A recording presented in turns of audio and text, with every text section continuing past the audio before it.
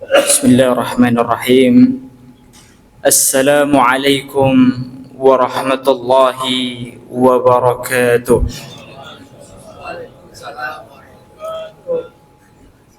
Alhamdulillah. Alhamdulillahi wa kafa. Wassalatu wassalamu ala nabiyil mustafa wa ala alihi wa ashabihi wa man kanu bi atharihi muktafa. سبحانك لا علم لنا إلا ما علمتنا إنك أنت العليم الحكيم اللهم انفعنا بما علمتنا وعلمنا ما ينفعنا وزدنا علما تنفعنا به يا رب العالمين. Yang kami hormati seluruh jamaah salat zuhur yang semoga dimuliakan Allah Subhanahu wa taala. Alhamdulillah, dalam kesempatan kali ini Allah Subhanahu wa taala mengaruniakan kepada kita semua berbagai macam nikmat, sehingga dengan kenikmatan-kenikmatan itulah kita bisa beribadah kepada Allah, menjalankan aktivitas-aktivitas kita. Semoga Allah Subhanahu wa taala senantiasa mengaruniakan kepada kita semua keistiqomahannya untuk beribadah kepada Allah.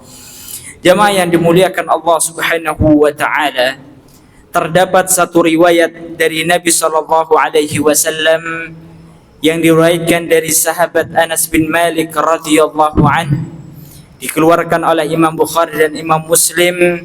Suatu ketika salah seorang bertanya kepada Nabi sallallahu alaihi wasallam, "Wahai Rasulullah, ya Rasulullah, mata sa'ah?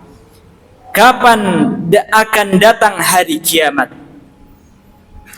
Orang tersebut bertanya kembali kepada Rasulullah sampai 3 kali dan tidak dijawab oleh Rasulullah sallallahu alaihi wasallam. Hingga setelah pertanyaan yang ketiga, maka Rasulullah memanggil orang tersebut dan bertanya, "Ma'adatta laha?" Apa yang telah engkau persiapkan untuk datangnya hari kiamat? Maka orang tersebut menjawab, "Ma'adattu laha katsiran, walakinni uhibbullaha wa rasulah."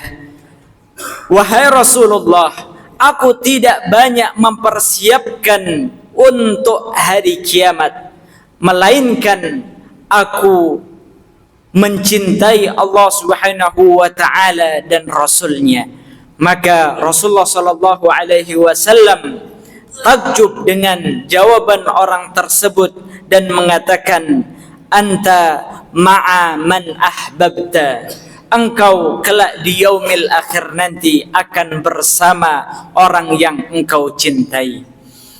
Jamaah salat zuhur yang semoga dimuliakan Allah Subhanahu wa taala. Di dalam hadis ini terdapat pelajaran hikmah yang bisa kita ambil dan kita terapkan dalam kehidupan kita. Setidaknya ada 3 pelajaran yang bisa kita ambil dari hadis ini. Yang pertama adalah ketika Rasulullah sallallahu alaihi wasallam ditanya tentang kapan terjadinya hari kiamat, maka Rasulullah sallallahu alaihi wasallam tidak menjawab pertanyaan tersebut karena Rasulullah sallallahu alaihi wasallam tidak memiliki ilmu tentang hal tersebut. Yang mengetahui tentang kapan datangnya hari kiamat itu adalah hanya Allah Subhanahu wa taala. Wa indahu ilmus sa'ah. Hanya milik Allah lah ilmu pengetahuan tentang kapan datangnya hari kiamat. Oleh karena itu, ma'asyiral muslimin, yang harus kita perhatikan adalah bukan kapan datangnya hari kiamat, kapan kita meninggal dan seterusnya, melainkan yang lebih penting untuk kita perhatikan itu adalah apa yang telah kita persiapkan untuk datangnya hari kiamat. Bukan menjadi pertanyaan penting kapan kita meninggal, karena kedua hal tersebut adalah menjadi hal yang pasti Suka tidak suka hal tersebut akan datang kepada kita. Namun yang perlu untuk kita perhatikan adalah apa yang telah kita persiapkan saat kita meninggal. Apakah saat kita meninggal dalam keadaan baik ataukah tidak? Bukan menjadi perkara yang penting kapan terjadinya hari kiamat bagi kita.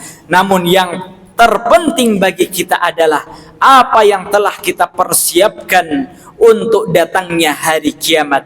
Dan inilah hikmah mengapa Allah Subhanahu wa taala merahasiakan tentang waktu kapan datangnya hari kiamat.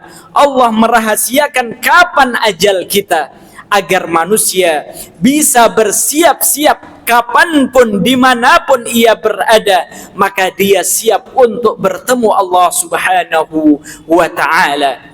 Maka pentinglah kita untuk bertakwa kepada Allah Subhanahu wa taala dimanapun dan kapanpun kita berada, sebagaimana wasiat Nabi, ittaqillaha haitsuma kunta. Bertakwalah kalian kepada Allah dimanapun dan kapanpun kalian berada. Pelajaran yang kedua, ma'asyiral muslimin, yaitu adalah ketika Rasulullah Shallallahu Alaihi Wasallam ditanya tentang hal tersebut, kapan datangnya hari kiamat, dan Rasulullah bertanya kepada sahabat itu, apa yang telah engkau persiapkan? Maka sahabat ini menjawab, aku tidak banyak mempersiapkan, namun aku mencintai Allah dan Rasulnya.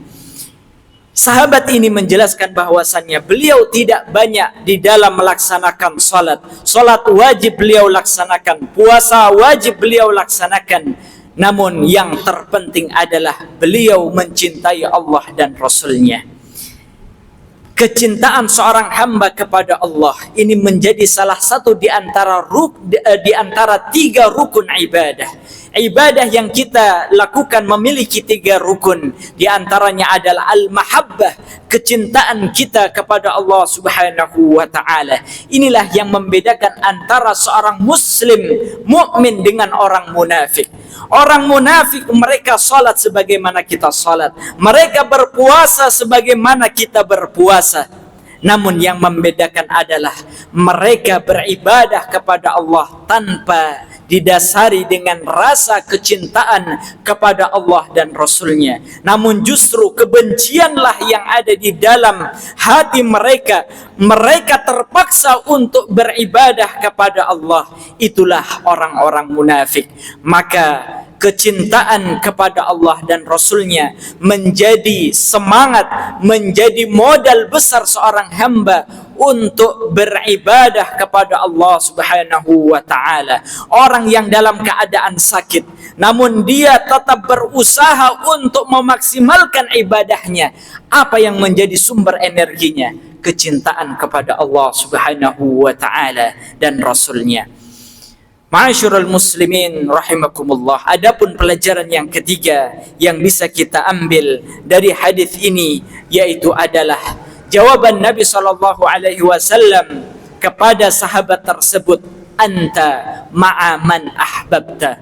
Engkau akan dikumpulkan pada hari kiamat bersama orang yang engkau cintai. Satu kalimat dari Nabi sallallahu alaihi wasallam yang akan menjadi panduan bagi kita semua. Ketika kita mencintai Allah dan Rasulnya, mencintai orang-orang beriman, maka kelak kita akan dikumpulkan bersama-sama orang-orang yang kita cintai. Kalau orang yang kita cintai adalah mereka yang tidak beriman kepada Allah, maka bisa jadi kita akan dikumpulkan di yaumil akhir nanti bersama mereka. Maka cintailah orang-orang beriman, cintailah orang-orang saleh, senantiasa bergaul, berkumpul, meminta doa dari sahabat, teman, keluarga yang taat beribadah kepada Allah Subhanahu wa taala, karena mereka akan menjadi syafaat bagi kita semua kala di yaumil akhir nanti. Ma'asyiral muslimin, jamaah salat zuhur yang semoga dimuliakan Allah Subhanahu wa taala. Inilah tiga pelajaran penting yang bisa kita ambil dari hadis Nabi SAW. Semoga bisa menjadi bekal dalam kehidupan kita, dan semoga kita semua bisa menjadi hamba-hamba Allah yang Allah cintai dan kita mencintai Allah Subhanahu wa taala. Demikian yang dapat kami sampaikan, lebih dan kurangnya kami mohon maaf. Aqulu qawli hadza wa astaghfirullah li wa lakum. Assalamu alaikum warahmatullahi wabarakatuh.